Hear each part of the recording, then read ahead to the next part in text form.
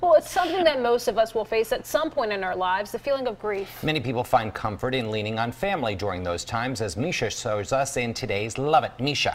Well, one Arkansas woman has set out to finish her mother's dream after her life was cut all too short. Now, how this daughter is linking arms with her mother's spirit and hoping their words and combined efforts will help others struggling to heal from loss and heartbreak. Take a look.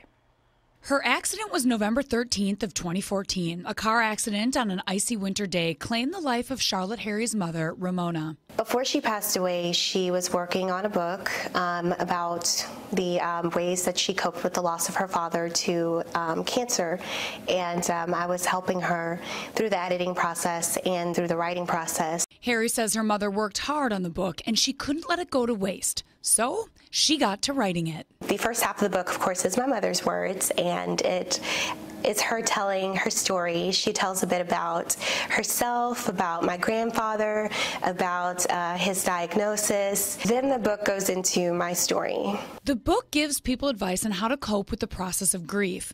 One tip is to just breathe. It's one of the simplest things, and sometimes we forget about it, and we forget to just take a second and just to calm our minds. It works better with a group. It works better when you have people on your side to talk to and to share your experiences with who have had the same experience that you've had. And so, hand and spiritual hand with her mother, the book is being finished. From the tragedy of a mother's unexpected passing, now the daughter is called to carry on her legacy. That is what family and love is all about. Charlotte wanted the general message of the book to help assist others through their own healing and into a happy place, remembering the good things about the loved ones after they're gone.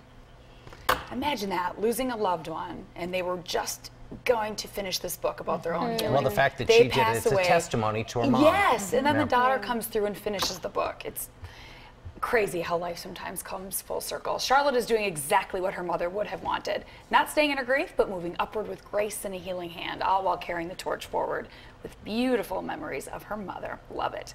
Well, if you've got any other inspirational story ideas, please send them my way on either Facebook or Twitter. All right, Meisha, thank you. Meisha.